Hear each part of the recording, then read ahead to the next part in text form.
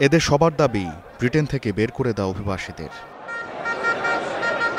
লন্ডনে অভিবাসন বিরোধিতা আছে, কিন্তু এমন তীব্রতা আগে দেখা যায়নি।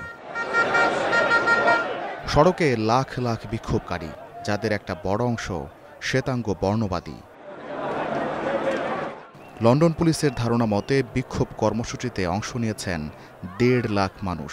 সাম্প্রতিককালে যা সবচেয়ে বড় অভিবাসন বিরোধী বিক্ষোভ। ইউনাইটেড দ্য কিংডম নামে অতি ডানপন্থীদের এই মিছিলে নেতৃত্ব দেন বিতর্কিত অ্যাক্টিভিস্ট টমি রবিনসন। মিছিল এক পর্যায়ে হয়ে ওঠে সহিংস, পুলিশের সঙ্গে সংঘর্ষ বাধে বিক্ষোভকারীদের। উগ্র বিক্ষোভকারীদের হামলায় বহু পুলিশ সদস্য আহত হন, কারো কারো দাঁত ভেঙে যায়, নাক মুখ ফেটে রক্ত ঝরতে দেখা যায়। কর্তৃপক্ষের দাবি মাথায় আঘাত পেয়েছেন কেউ কেউ। সংঘর্ষে জড়িত থাকার অভিযোগে বেশ কয়েকজনকে গ্রেপ্তার করেছে পুলিশ।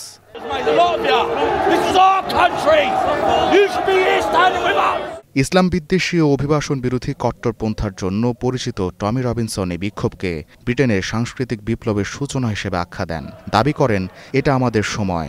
আজকের এই আন্দোলন ব্রিটিশ ঐতিহ্য, সংস্কৃতি ও মত প্রকাশের স্বাধীনতার পক্ষে।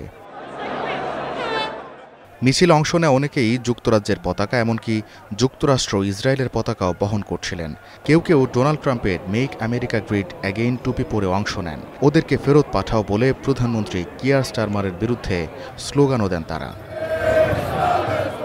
রবিনসনের ডাকা এই সমাবেশে ভার্চুয়ালি যুক্ত হন মার্কিন ধনকুবের এলন মাস্ক। তিনি বলেন, অবাধ ও অনিয়ন্ত্রিত অভিবাসনের কারণে ব্রিটেন আজ ধ্বংসের পথে। অন্যদিকে একই সময় বামপন্থী সংগঠন স্ট্যান্ড আপ টু রেসিজম পাল্টা মিছিলের আয়োজন করে, যেখানে উপস্থিত ছিলেন এমপি জারা সুলতানা ও ডায়ান অ্যাবট। তারা অভিবাসীদের স্বাগত জানানোর আহ্বান জানান এবং স্লোগান দেন, অভিবাসীদের স্বাগত, কট্টরপন্থীদের গুড়িয়ে দাও। যুক্তরাজ্যের স্বরাষ্ট্রমন্ত্রী শাবানা মাহমুদ এই ঘটনার সমালোচনা করে পুলিশের ওপর হামলার নিন্দা জানিয়েছেন। যুক্তরাজ্যের রাজনীতি, অর্থনীতি, ক্রীড়াসহ প্রায় সব খাতে অভিবাসীদের অবদান অনস্বীকার্য।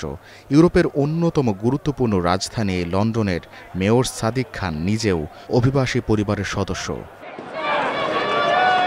তবে গুরুত্বপূর্ণ হলো, অভিবাসন বিরোধিতা করেই মিছিল এমন এক সময় অনুষ্ঠিত হলো যখন ব্রিটেনে রিফর্ম ইউকে নামের অভিবাসন বিরোধী দলটি রাজনৈতিকভাবে শক্তিশালী হয়ে উঠছে।